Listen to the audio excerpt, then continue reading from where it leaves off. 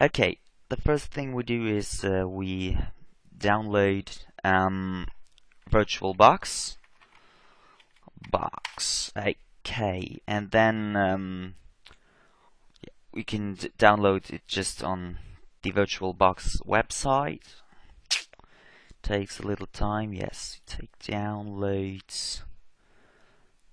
And as I have this 64-bit version of Windows 8, I'll take 64-bit version. Okay, now he's downloading. Yeah, excuse me because my system is German, but I'll try to explain in English as good as possible so that you should also be able to follow it, even though it's not English. Yes.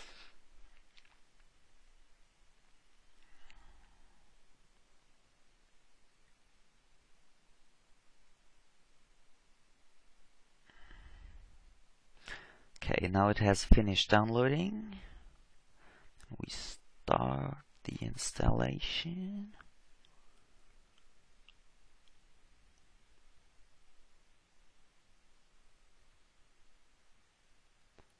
Okay, takes a little time.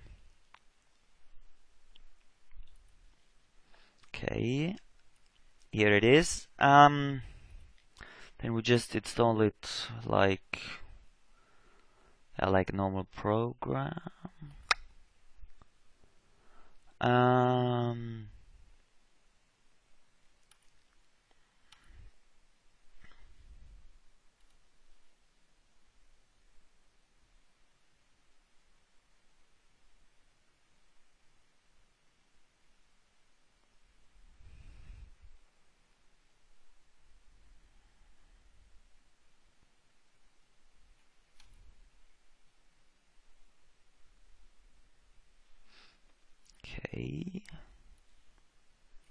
Okay, now we see VirtualBox, and the first thing we do is we set up a virtual machine with Windows 7. This is where we'll install Windows 7, and then we'll copy that installation to our computer.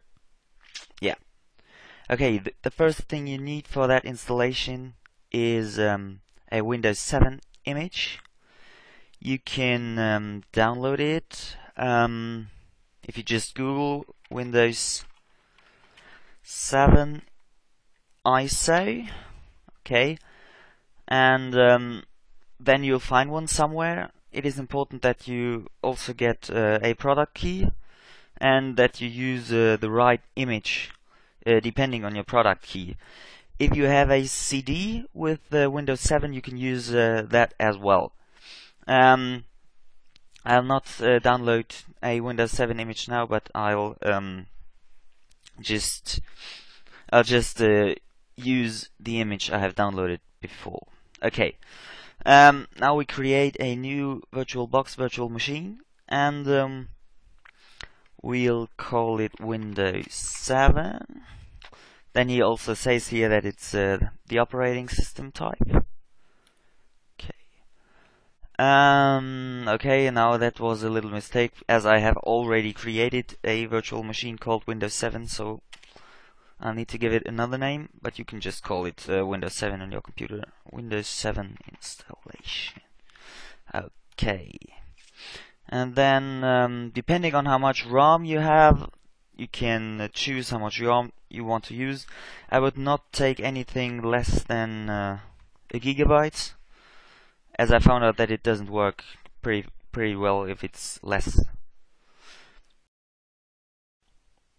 Now we create a virtual hard disk, and yeah, it is important here to choose VHD because all the other virtual hard disk types will not work, and this is also why we use VirtualBox and not VMware Player, which I otherwise prefer, because VirtualBox is the only one who supports VHD. Okay, then we say we'll not change it to here because dynamically allocated uses less storage space. Okay, and then we can change the size of our virtual hard disk. I would recommend you to take at least 30 gigabytes, not 20 and not less, but the size is not important, so I'll take 100 gigabytes now, and it's not important as we'll be able to change the size of it later. Okay. Then we need to configure our virtual machine a little bit further, and we'll go to mass storage, and then we'll add our CD drive. As I haven't inserted a CD now, I can't do that, but here you would be able to choose your CD drive, and if you go down here, you can just add a file for a virtual CD drive. This is also the image you have downloaded before. And I'll take my previously downloaded Windows 7 x64 ISO file. And yeah, this is very important. Okay, then we can start booting up our virtual machine.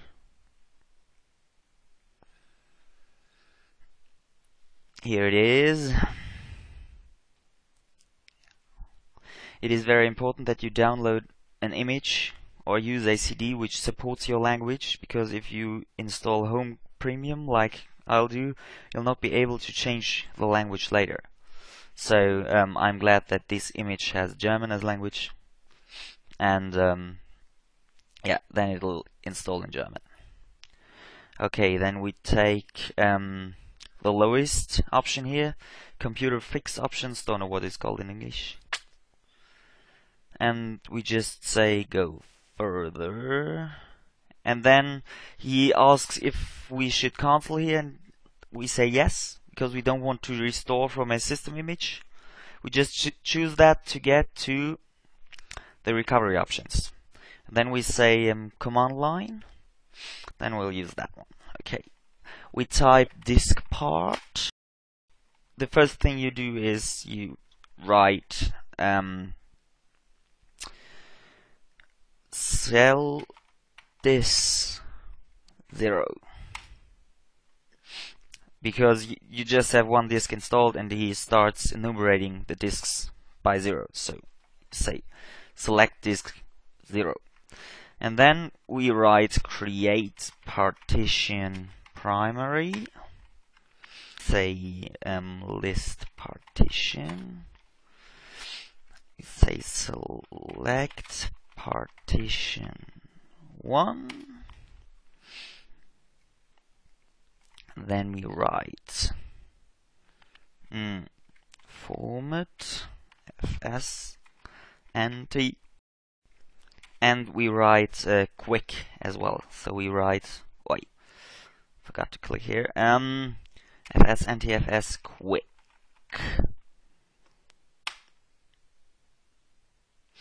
And then now he'll format.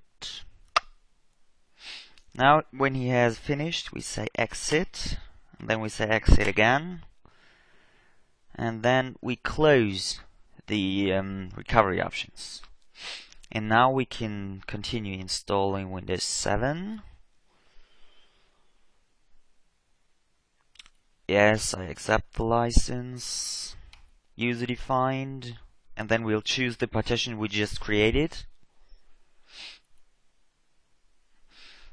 Yeah, and now he'll install Windows 7 in a normal way. Okay. Yeah, now it has almost finished installing or expanding its files.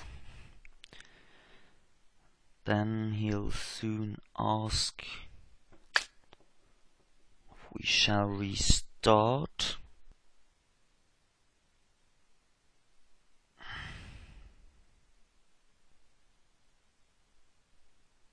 Yeah, and now he'll restart. And now you don't click any or press any key in order to start from CD or DVD, because you want to start from your virtual hard disk now. That's important. restart once again. Yeah, now he asks you how you want to configure your computer, and it's very important that you enter your real username now. So I'll enter a day. No. Okay, I just forgot to click here.